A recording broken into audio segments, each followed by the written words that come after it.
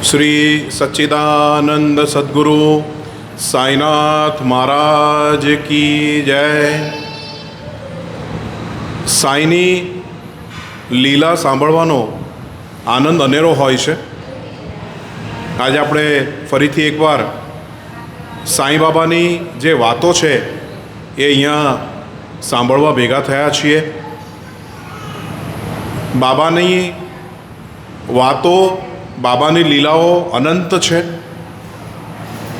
જેનો કોઈ અંત નથી, જેની કોઈ શરૂઆત નથી, એવી બાબાની લીલાઓ છે। દર રવિવારે આપણે આ સાંઈ કથાના માધ્યમથી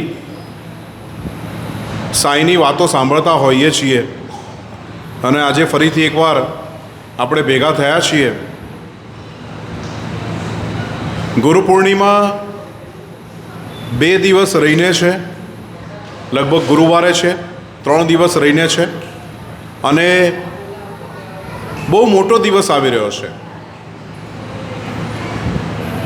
આપણા ગુજરાતીઓમાં જેમ દિવાળી અને નૂતન વર્ષ આવતું હોય એવી રીતે આ ગુરુ પૂર્ણિમાનો દિવસ હોય છે। જે ગુરુને તમે માનતા હો એ ગુરુનો દિવસ એટલે નૂતન વર્ષ, એ શિષ્ય માટે નૂતન વર્ષ। એ દિવસથી ફરીથી એકવાર તમે ગુરુના શરણમાં પહોંચો છો, ગુરુના ચરણમાં નતમસ્તક થઈને આવનારી ગુરુ પૂર્ણિમા સુધી તમને ગુરુનું માર્ગદર્શન મળતું રહે અને અંધકારમાંથી પ્રકાશ તરફ લઈ જાય એની શરૂઆત થતી હોય છે। જેણે વર્ષોથી ગુરુ કર્યા હોય, જે પહેલેથી જ ગુરુની નિશ્રામાં હોય, ગુરુના ચરણમાં હોય, એને માટે તો આનંદ અનહદ હોય, અનેરો હોય। અને ગુરુ પૂર્ણિમા એ પૂનમને દિવસે આવતી હોય છે। હવે ઘણી બધી વાર આપણે વિચારતા હોઈએ કે શરદ પૂનમ કેમ નહીં અને અષાઢી પૂનમ કેમ? આપણા મનમાં આવા વિચારો ચાલતા હોય, દરેક શિષ્યના મગજમાં ચાલતા હશે, ગુરુને પૂછ્યું પણ હશે,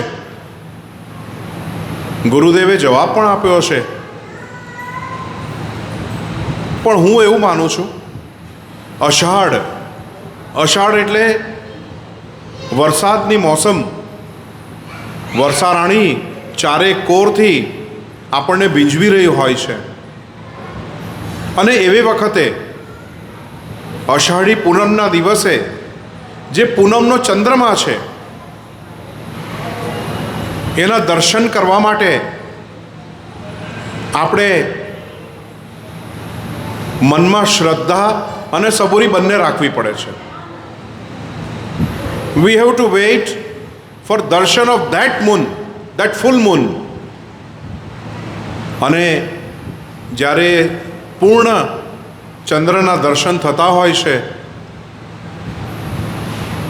ત્યારે એક અલગ ભાવના પ્રગટ થતી હોય છે। રોમે રોમમાં ગુરુના માર્ગદર્શન દ્વારા જે શીતળતા પથરાઈ છે એ શીતળતાનો અનુભવ મન મસ્તિષ્ક બધે જ થાય છે। અષાઢ અને અષાઢી પૂનમ, શરદ પૂનમ એટલે તમને ખબર હશે કે લગભગ શિયાળા તરફના જે દિવસો હોય એમાં શરદ પૂનમ આવતી હોય, નવરાત્રિ બાદ, ત્યારે આકાશ ખુલ્લું હોય। આકાશ ખુલ્લું હોય એનો મતલબ એવો થાય કે જે ગુરુરૂપી ચંદ્ર છે એ એકલા હોય છે અને અષાઢમાં જે સૌ શિષ્યો છે એ વાદળાના રૂપે ચંદ્રની આજુબાજુ હોય છે. અને એ જ તો કમાલ છે કે જેણે આ દિવસ નક્કી કર્યો હશે કે અષાઢી પૂનમે આપણે ગુરુ પૂર્ણિમા મનાવવી જોઈએ, ગુરુનો દિવસ રાખવો જોઈએ. કેવી જબરદસ્ત કલ્પના કરી હશે. અષાઢ એટલે દિશા વગરના વાદળાઓથી ભરેલું આકાશ. અષાઢ એટલે કાળા દિબાંગ વાદળા કે જેને વરસવું છે, જેનો પ્રોસેસ થયો છે, કેટલાય કિલોમીટર સુધી હવા એને ખેંચી જાય છે, પણ એને વરસાદ થવામાં સમય લાગે છે. એ કાળા વાદળા એટલે એના શિષ્યો. ગુરુ એટલે ચંદ્ર. એ શીતળતા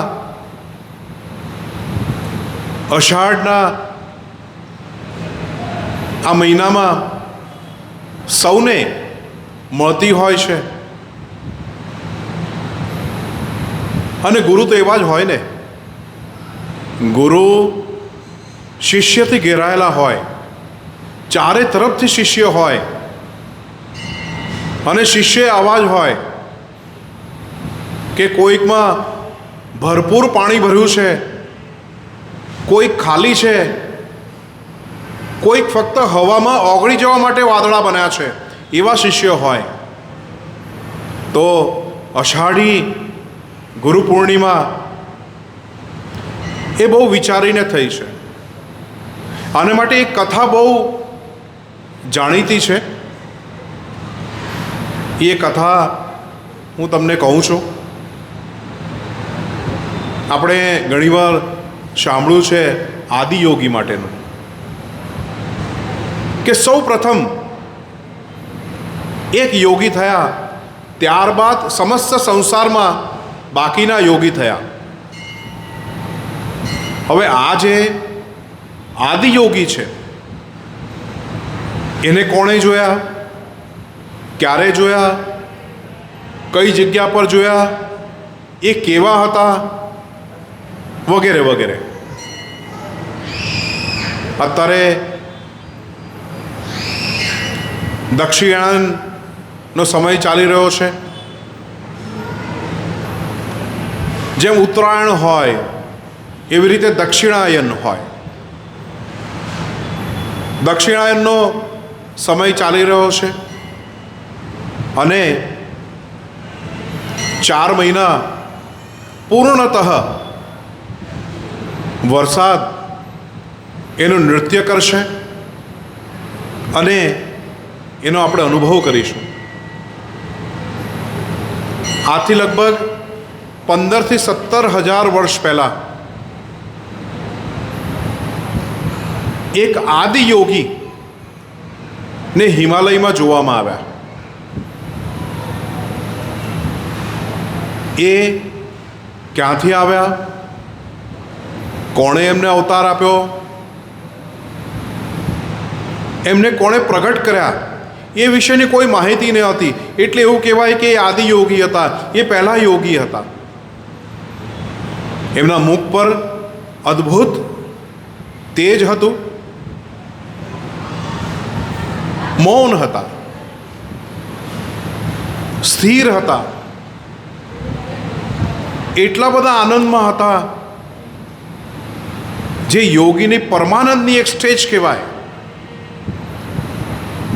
એ સ્ટેજમાં હતા કે એમના આંખોમાંથી અશ્રુ વહી રહ્યા હતા. આ હું આદિયોગીની વાત કરી રહ્યો છું. લોકોએ એમને જોયા, અને મનમાં અલગ અલગ આકલન કરવા માંડ્યા, અલગ અલગ વિચારવા માંડ્યા કે શું આ કોઈ ઈશ્વર છે, શું આ કોઈ મોટા કોઈ સંત છે, કોણ છે આ? પણ લોકો જે વિચારતા હતા, લોકોના ટોળે ટોળા ભેગા થયા, પણ લોકો જે રીતે વિચારતા હતા એવું કંઈ પણ નહીં થયું. અને ધીમે ધીમે જે કુતૂહલવશ લોકો ભેગા થયા હતા, કુતૂહલવશ જે આદિયોગીને સમજવાનો પ્રયત્ન કરી રહ્યા હતા, એ ક્ષણભરમાં ત્યાંથી પલાયન થયા. હા, પણ એક વસ્તુ થઈ કે 7 લોકો ત્યાં થોભ્યા, આદિયોગી પાસે બેસી રહ્યા,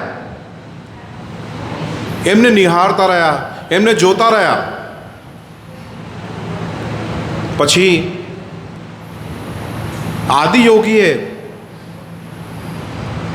એની પરમ ધ્યાનની જે સ્થિતિ હતી એમાંથી આંખો ઉગાડી તો સામે 7 વ્યક્તિ બેઠેલા હતા. બંને હાથ જોડીને બેઠેલા હતા. એમણે જે 7 વ્યક્તિ હતા એમણે આદિયોગીને કહ્યું કે અમને માર્ગદર્શન આપો, અમને જ્ઞાન આપો. અને આદિયોગીએ કહ્યું કે આવી રીતે નહીં હોય, એને માટે તમારે તૈયાર થવું પડશે. You have to prepare for that. તમારે તૈયારીઓ કરવી પડશે. ગુરુમુખી તરત જ જેમ આદિયોગીએ એમને હા પાડી, એ 7 વ્યક્તિ તૈયારીઓ કરવા માંડ્યા.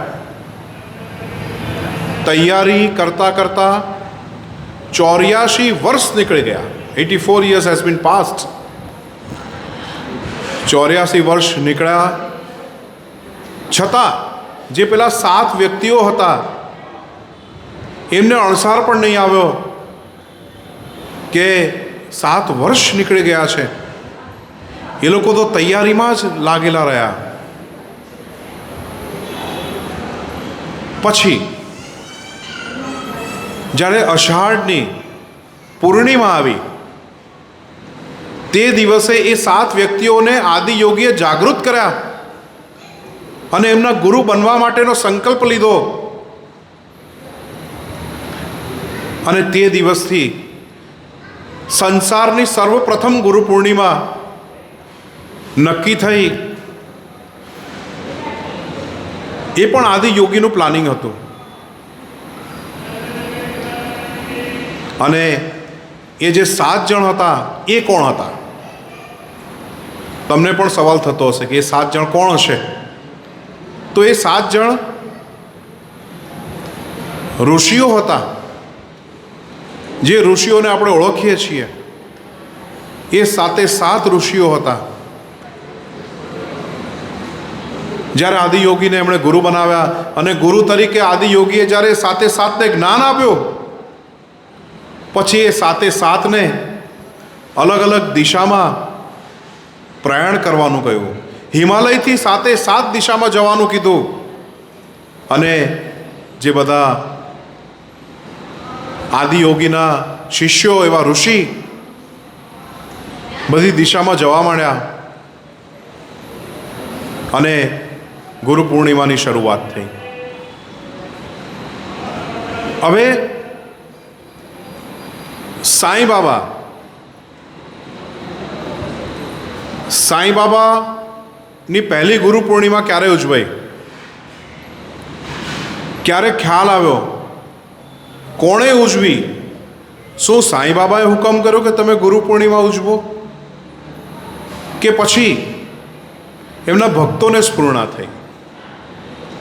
મેં તમને જે આદિયોગીની વાત કરી અને એમાં સમય અંતર જે આખી છે તેની વાત કરી, એ બંધ બેસતું બેસે છે સાંઈ બાબાના જીવન સાથે. અને સાંઈ બાબાએ જે રીતે ગુરુ પૂર્ણિમા મહોત્સવ ઉજવવા માટે પ્રેરિત કર્યા તેને માટે.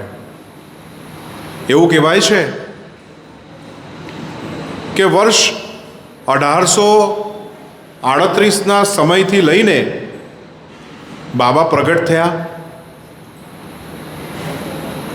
જુઓ, 1838 એટલે કેટલા વર્ષો પહેલાં.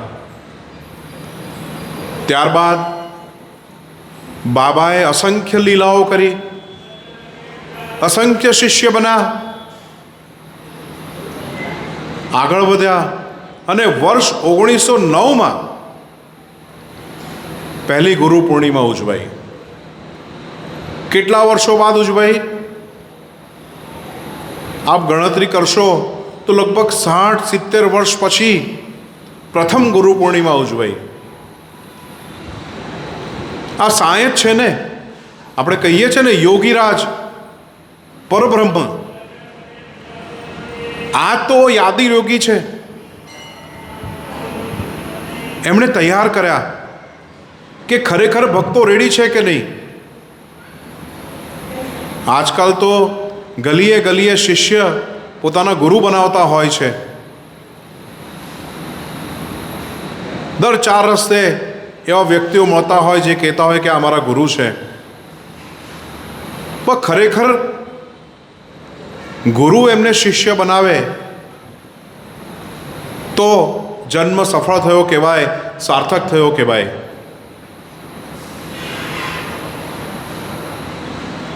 સદગુરુ વર્ષો વર્ષ પછી આવતા હોય છે.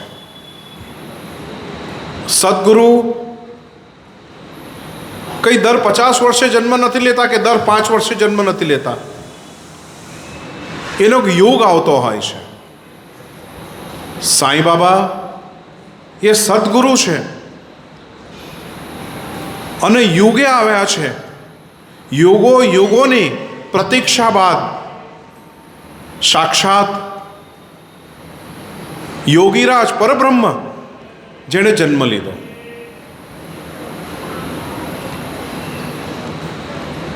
શિરડીમાં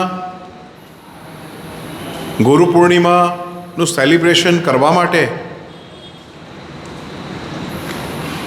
જ્યારે તૈયારીઓ કરી, એના પહેલાં શું થયું એ જાણશો તો તમને બહુ આનંદ થશે. બાબાના એક પરમ ભક્ત નિમોણકર સાહેબ એ પંઢરપુર, જ્યાં ભગવાન વિઠ્ઠલનું ધામ છે, આજે એકાદશી પણ છે, આજે વિઠ્ઠલનો દિવસ છે. તે દિવસે આપણે યાદ પણ કર્યા ભગવાન વિઠ્ઠલને. અને ત્યાં પંઢરપુરમાં નિમોણકર સાહેબ મામલતદાર હતા અને સાથે સાથે શ્રી તાત્યા સાહેબ નુલકર એ સબ ન્યાયાધીશ હતા. આ રીતે બંનેનું મળવાનું થયું. કચેરીમાં સરકારી કામ અર્થે મળતા. હવે નિમોણકર એવા હતા, બાબાના એવા ભક્ત હતા કે જેણે મેક્સિમમ ભક્તોને શિરડી પહોંચાડ્યા. એવું કહેવાય કે પથ પ્રદર્શનમાં ગુરુ સુધી પહોંચાડવામાં નિમોણકર સાહેબ સૌથી આગળ હતા. આપણે ગુજરાતીમાં કહીએ છીએ ને કે આંગળી ચીધ્યાનું પુણ્ય. તો એવું કહી શકાય કે જે નિમોણકર સાહેબ હતા એને સૌથી વધારે પુણ્ય મળ્યું હશે. કારણ કે શિરડીના એક અંતરિયાળ ગામડામાં ફકીર વેશે બેઠેલા સદગુરુ એવા ભગવાનને મળવા માટે એમણે યત્નો કર્યા, પ્રયત્નો કર્યા અને જેને બાબા ઈચ્છતા હતા એમને શિરડી સુધી પહોંચાડ્યા. શ્રી તાત્યા સાહેબ નુલકર પંઢરપુરમાં પૂજા વિધિ અંગે કેસ ચાલી રહ્યો હતો. એમાં એમણે જજમેન્ટ આપવાનું હતું અને બહુ દબાણ હતું. ત્યાં જે પૂર્વથી ચાલી આવેલી પદ્ધતિઓ અને બીજા ત્યાં જે ઇન્ફ્લુઅન્સ કરી શકે એવા જે માણસો હતા એમની વચ્ચેનું દ્વંદ્વ હતું. અને એ દ્વંદ્વ આ ન્યાયાધીશ સાહેબે જજમેન્ટ આપીને ક્લિયર કરવાનું હતું. કેવી મુશ્કેલ પરિસ્થિતિ કે ભગવાન વિષ્ણુના અવતાર વિઠ્ઠલની પૂજા કેવી રીતે થાય એનું જજમેન્ટ જો કોઈ એક વ્યક્તિને સોંપાયું હોય તો એ શ્રી તાત્યા સાહેબ નુલકર હતા. એ ઘણા સ્ટ્રેસમાં રહેતા હતા એવું કહી શકાય. તો નિમોણકર સાહેબે કહ્યું કે આ સર્વ કાર્ય અંગે આપે સદગુરુના દર્શન કરવા જોઈએ. વારે વારે કહ્યું, પણ નુલકર સાહેબ ના કહેતા, મને સમય નથી, મારે નથી જવું. એમનું મન માનતું નહીં. પછી એક દિવસ એવો આવ્યો કે નિમોણકર સાહેબે કહ્યું કે ચાલો આપણે દર્શન કરવા જઈએ. તો જાણે બાબાએ જ એમને મનમાં વિચાર આણ્યો હોય અને એમણે કહ્યું કે હા, હું જવા તૈયાર છું, પણ મારી 2 શરત છે. તો કે શું શરત છે? તો કે મારે એકદમ તાજા સંતરા એ શ્રી સાંઈનાથ મહારાજના ચરણોમાં ધરવા છે, એ જોઈએ. અને બીજું, મારું પરિવાર જ્યારે શિરડી જાય તો રસોઈયો હોય, રસોઈયા મહારાજની વ્યવસ્થા હોય, મારી ભોજનની વ્યવસ્થા ત્યાં થાય. 2-3 દિવસ ગયા અને સુખદ આશ્ચર્ય થયું. સુખદ આશ્ચર્ય એવું થયું કે શ્રી નુલકરના ઘરમાં 2 કરંડિયા પડ્યા હતા. એ 2 કરંડિયા કોણ મૂકી ગયું? કરંડિયા એટલે ટોપલા. કોણ મૂકી ગયું, ક્યાંથી આવ્યા, કંઈ નહીં ખબર. તપાસ કરતાં પણ ખબર નહીં પડી. જ્યારે ખોલ્યા તો અંદર નાગપુરના એકદમ તાજા સંતરા. એ તો ગદગદ થઈ ગયા, ખુશીના મારા કે વાહ, હું જે ગુરુદેવના દર્શને જવાનો છું અને જે મારી શરત હતી એ તો પૂરી થઈ ગઈ.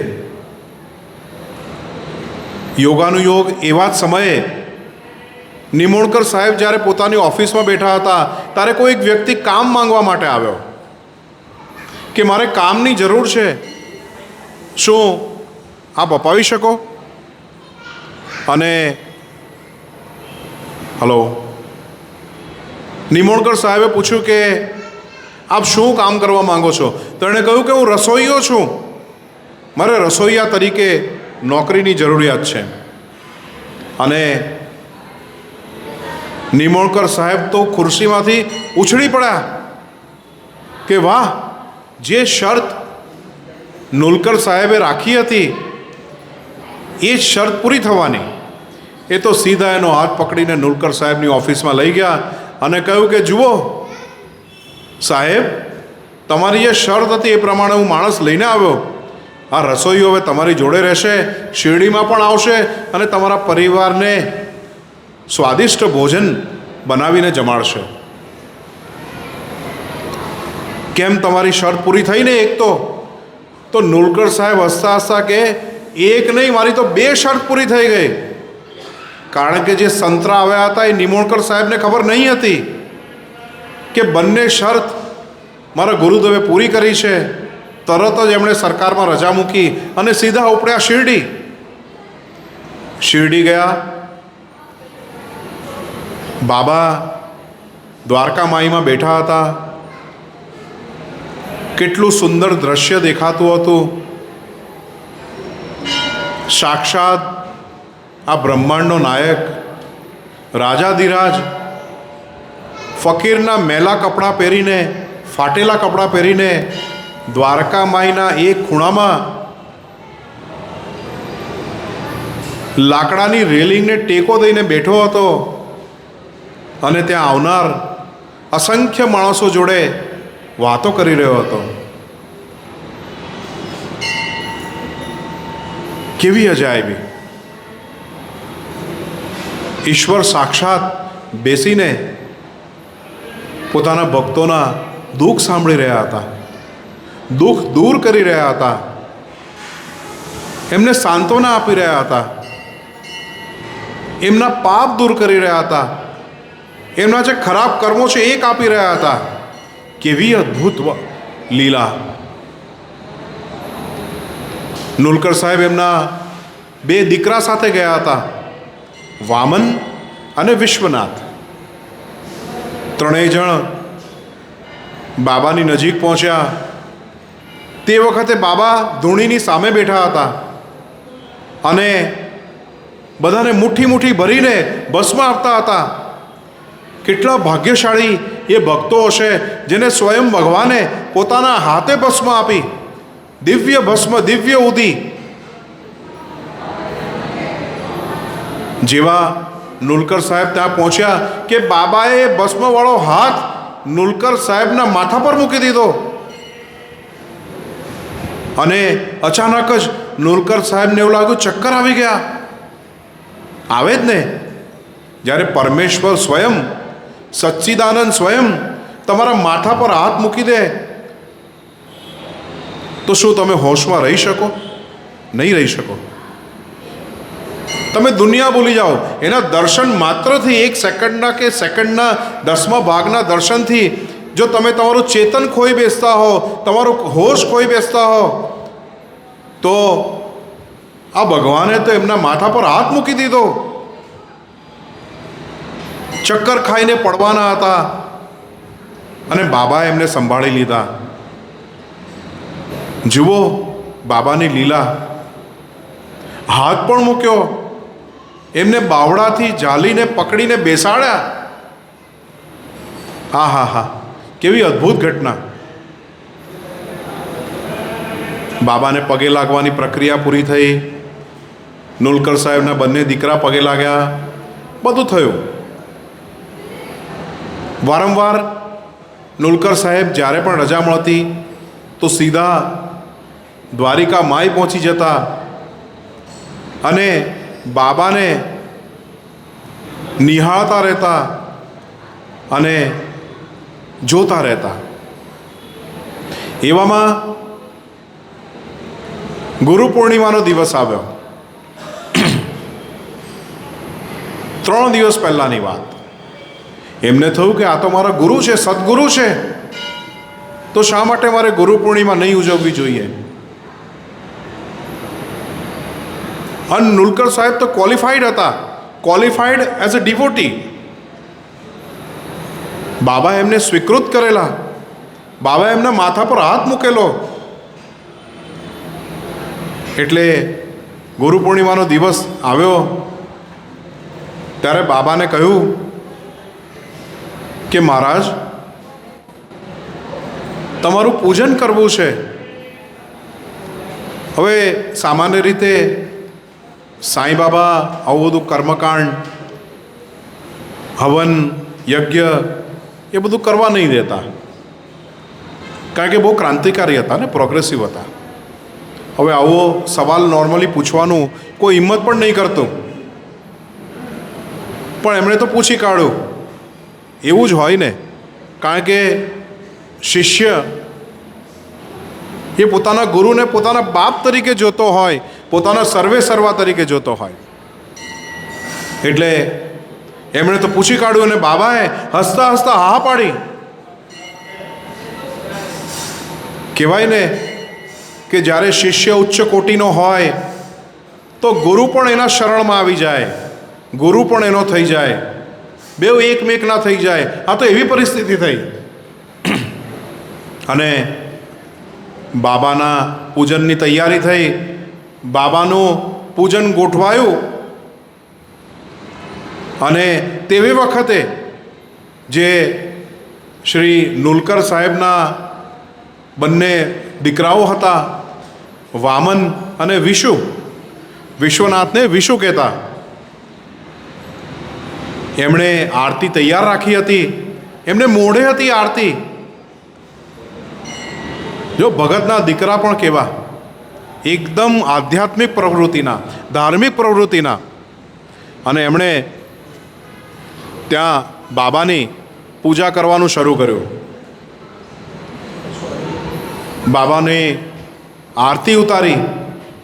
એવું કહી શકાય કે ઇતિહાસમાં પહેલીવાર, સાંઈ યુગના ઇતિહાસમાં પહેલીવાર સાંઈ બાબાની આરતી શ્રી નુલકર સાહેબે ઉતારી. કેવો પવિત્ર દિવસ. હવે આ જ કનેક્શન હું તમને જે કહું છું કે જેમ આદિયોગીએ આટલા વર્ષો કાઢ્યા, તેમ યોગીરાજ સાંઈ બાબાએ પણ આટલા વર્ષો કાઢ્યા, એમના પ્રાગટ્યના આટલા વર્ષો બાદ ગુરુ પૂર્ણિમા ઉજવવાની શરૂઆત થઈ. અને કદાચ એવું કહી શકાય કે બાબાએ એમને ગુરુ બનાવી શકો એવું શિષ્યોને ઓથોરાઇઝ કર્યા. And from that day regular celebration start થયું અને ભક્તો આનંદમાં ઉજવતા રહે છે. શિરડીમાં દર વર્ષે ગુરુ પૂર્ણિમા રંગે ચંગે ઉજવાય છે અને સાંઈ બાબાના જેટલા ધામ છે વિશ્વમાં એ દરેક જગ્યાએ ગુરુ પૂર્ણિમાનો દિવસ ઉજવાય છે. અને કહેવાય છે કે સાંઈ બાબા તો સૂક્ષ્મ સ્વરૂપે બધે જ હાજર હોય છે. ઇવન જ્યારે સદેહ હતા ત્યારે પણ એવા ઘણા બધા પ્રસંગો થયા છે કે બાબા દ્વારકામાઈમાં બેઠા હોય અને બીજી 3 જગ્યાએ પણ એમની ઉપસ્થિતિ હોય. આવું ઘણી બધી જગ્યાએ રેકોર્ડ થયું છે, લોકોએ નોંધ્યું છે. તો આ ગુરુ પૂર્ણિમાની મહત્વતા વધી જાય છે અને આપણે સૌ ભક્તો ગુરુ પૂર્ણિમાને દિવસે સાંઈનું પૂજન કરીએ. જો સાંઈને ખરેખર તમે સદગુરુ માનતા હો તો સાંઈને પૂજનમાં એવી વસ્તુ આપો કે જે ખરેખર ગુરુ ઈચ્છે છે. સાંઈને પૂજનમાં તમે તમારો ક્રોધ આપો, સાંઈને દક્ષિણા રૂપે તમારો લોભ આપી દો, તમારો મોહ આપી દો. જુઓ પછી તમારા જીવનમાં કેવો એક મોટો ટર્નિંગ પોઈન્ટ આવે છે. તમે વિચાર્યું નહીં હશે એવા પ્રસંગો ઘટિત થવાના શરૂ થઈ જશે તમારા જીવનમાં. તમારા જીવનની તરાહ બદલાઈ જશે. એક અનેરો આનંદ તમારા મન અને હૃદયમાં છવાઈ જશે. તમે હંમેશા પ્રફુલ્લિત રહેશો. સાંઈનું પૂજન બાય હાર્ટ કરો, દિલ સે. જેમ જેમ તમે સાંઈની નજીક જશો તેમ તેમ એની જે કરુણા છે, એનો જે પ્રેમ છે, એની જે દયા છે તેના તમે સાક્ષી થતા જશો. તો ચાલો આ ગુરુ પૂર્ણિમાએ આપણા સદગુરુ દેવાધિદેવ શ્રી સાંઈને આપણામાં રહેલી જે અનાવશ્યક વસ્તુઓ છે એને અર્પણ કરીએ અને આ જીવનને બદલાવ આણીએ. આપ સૌએ મને સાંભળ્યો તે બદલ આભાર. ઓમ સાંઈરામ.